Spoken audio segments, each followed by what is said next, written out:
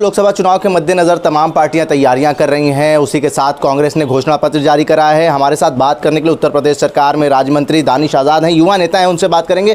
कांग्रेस ने घोषणा पत्र जारी करा है, बीजेपी हमलावर है कि इसमें मुस्लिम लीग की झलक नज़र आ रही है। देखिए, जिस तरीके से कांग्रेस पार्टी ने हमेशा समाज को भ्रमित करके, समाज को गुमराह करके फूट डालो राज करो की नीति अपनाई है, देश का जन जन ये जानता है कि कांग्रेस पार्टी केवल और केवल अपने निजी राजनीतिक स्वार्थ के एजेंडे के साथ राजनीति कर रही है। समाज का विकास, समाज की उन्नति कांग्रेस पार्टी का कभी भी एजेंडा नहीं रहा है। भारतीय जनता पार्टी प्रधानमंत्री मोदी जी के नेतृत्व में पूरी ईमानदारी के साथ विकास के तरफ आगे समाज को बढ़ाने का काम कर रही है, समाज को नई दिशा में जागृत करने का काम कर रही है, देश को उन्नति की तरफ आगे बढ़ाने के लिए काम कर रही है। और निश्चित तौर पे आज भारतीय जनता पार्टी की इन तमाम नीति और नीयत पे जनता को पूरी तरीके से भरोसा है और कांग्रेस पार्टी के तमाम जितने भी झूठ के पुलिंदे हैं उसको जनता ने अस्वीकार किया है। दानिश भाई, एक तरफ बात हो रही है एनआरसी सीए की, दूसरी ओर जो विपक्ष के नेता हैं वो जनता को है कि एनआरसी सीए जो है मुसलमानों के पक्ष में नहीं है, क्या कहेंगे इसको? देखिए, यही तो विपक्ष की हमेशा साजिश रही है। विपक्ष ने हमेशा समाज को डरा के, बहला के, फुसला के अपनी राजनीति रोटियां सेकी है। विपक्ष का हमेशा एजेंडा रहा है कि समाज किस तरीके से गुमराह रहे, समाज किस तरीके से कन्फ्यूज रहे, ताकि वो अपने निजी राजनीतिक स्वार्थ को पूरा कर पाएँ।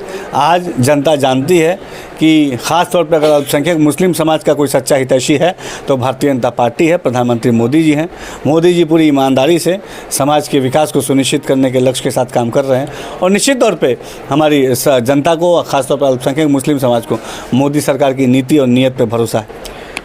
कांग्रेस एक तरफ कह रही है कि सबका साथ सबका विकास सिर्फ जुमला है और जो न्याय है वो कांग्रेस ही दिलाएगी, जातिगत जनगणना कराएगी और सबको बराबर हिस्सेदारी बांटेगी। कांग्रेस पार्टी का जो 2004 से 14 का शासनकाल रहा, पूरा देश का बच्चा जानता है कि अपने उस 10 साल के शासनकाल में कांग्रेस पार्टी ने देश को भ्रष्टाचार की तरफ झोंका, देश को आतंकवाद की तरफ झोंकने का काम किया, देश के नौजवानों के सपनों को चकनाचूर करने का काम किया, देश के अल्पसंख्यक समाज के साथ धोखा करने का काम किया। तो निश्चित तौर पे कांग्रेस पार्टी का असली चेहरा समाज जानता है, देश जानता है।